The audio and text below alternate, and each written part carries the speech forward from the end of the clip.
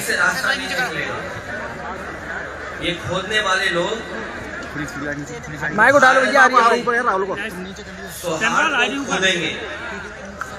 और पहले भी गलत, क्योंकि जब हमारे देश में प्लेसेस ऑफ वर्शिप एक्ट पहले से मौजूद है और प्लेसेस ऑफ वर्शिप एक्ट इस बात की पाबंदी लगाता है कि किसी तरह की चीजों में इस तरह के खुदाई के काम न हो, लेकिन भारतीय जनता पार्टी जानबूझ करके इन मसलों को इसलिए उठा रही क्योंकि किसान के सवाल पर वो बात नहीं करना चाहते। अरे नीचे कर लो यार। भारतीय जनता पार्टी से किसान ये निश्चय कि आपने तो किसान की आय दोगुनी की बात की थी, लेकिन किसान आज भी तकलीफ और परेशानी में है। जिस समय उसे डीएपी चाहिए था, डीएपी उपलब्ध नहीं था, खाद उपलब्ध नहीं थी, जो बीजों की कीमत बढ़ी है, कीटनाशक दवाइयों की कीमत बढ़ी है और बिजली का बिल लगातार बढ़ता चला जा रहा है।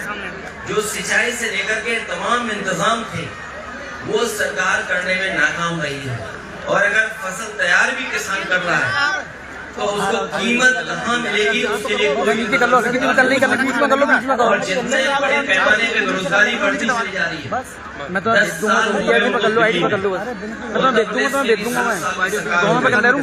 अगर हम 17 साल का हिसाब किताब लगाएं तो इस सरकार ने बेरोजगारी बढ़ाई है, न नौकरी है न रोजगार है। तो इन तमाम सवालों से ध्यान हटाने के लिए जानबूझ करके सरकार इस तरह की खुदाई के कार्यक्रम कर रही है। और आज अगर भारतीय जनता पार्टी के अंडरग्राउंड जो पॉलिसी बनाते हैं, ये पाइपलाइन जो अंडरग्राउंड पड़ती है, उसी तरह भारतीय जनता पार्टी की विचारधारा अंडरग्राउंड अंदर ही अंदर काम करती है। ये बात पहले भी कहनी चाहिए थी। लोगों की जान चली गई, लोगों के घरों में छापे पड़ रहे हैं, बिजली के नाम पर 2-2, 3-3 हजार लोगों के यहाँ FIR दर्ज हो गई।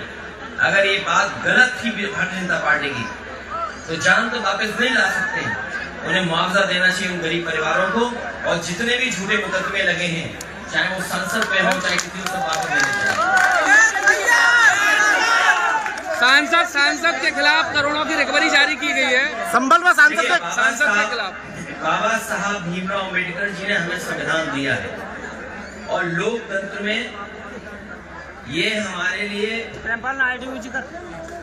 रक्षा कवच का काम करता है। संविधान हमारे लिए, आपके लिए संविधान रक्षा करता है, हमें आपको और जानबूझ करके भारतीय जनता पार्टी अपमानित करना चाहती है। ये तमाम वो लोग हैं जिन्होंने कभी सम्मान नहीं किया संविधान का, लोकतंत्र का और बाबा साहब भीमराव अम्बेडकर। जो बीजेपी के लोग, केवल एक नहीं, बीजेपी के सभी लोगों को माफी मांगनी चाहिए। समाजवादी पार्टी आगे कहां तक जाएगी? समाजवादी पार्टी जनता के बीच जाएगी। इन किसान भाइयों से, नौजवानों से अपील करेगी, माता बहनों से कि भारतीय जनता पार्टी लोगों को हराओ। संबल सांसद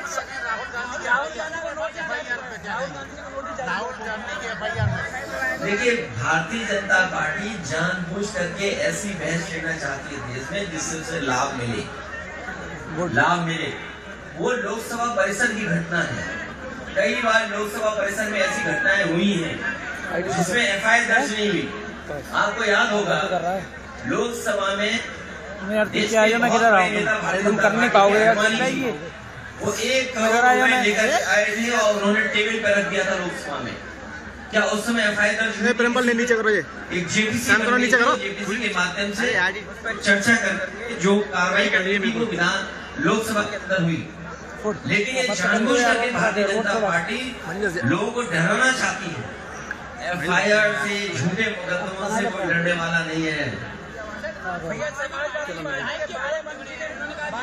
भारतीय जनता पार्टी आतंकवादी संगठन है।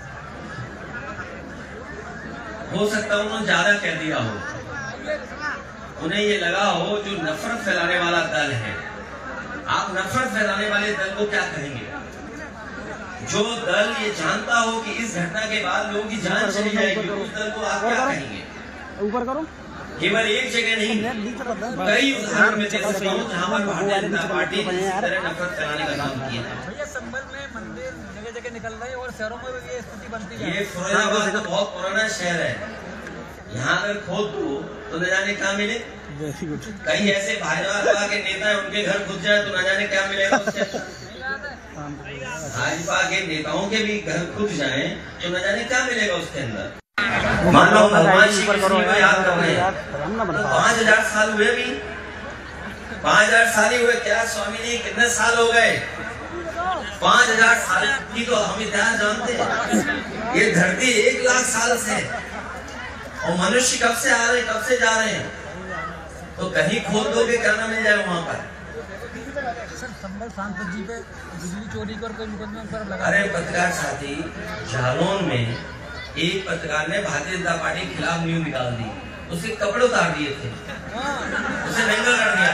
उस बात में नहीं गई है, उस बात में नहीं गई है, ये बिकाऊ है। ये देखिए, ये सब सोशल मीडिया का जमाना है।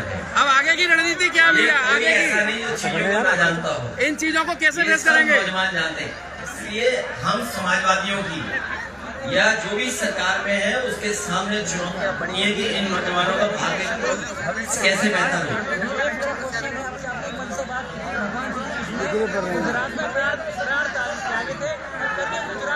ऊपर करो यार, आईटी न कर पा रहे तुम। आपका इशारा मोदी जी की तरफ है, योगी मोदी जो इतिहास है, जो पुराने सच्चाई उसको हम और आप टाल तो सही तो बनना। भगवान श्री कृष्ण का ये कार्यक्रम है और मैं चाहता हूँ कि आप लोग भी इससे रिसर्च करो, जानकारी दो, हासिल करो कि क्या सच्चाई है उसमें। क्योंकि जब भगवान श्री कृष्ण ने जिस समय प्राण छोड़े उसी समय से मान्यता है कि कलयुग शुरू हो गया। और वो स्थान जहाँ पे भगवान श्री कृष्ण ने प्राण छोड़े वो गुजरात में है, सोमनाथ के बगल में है। और जिस पेड़ पर भगवान श्री कृष्ण बैठे थे, अगर मैं आपसे पूछूं कौन सा पेड़ था तो बता सकते हो क्या?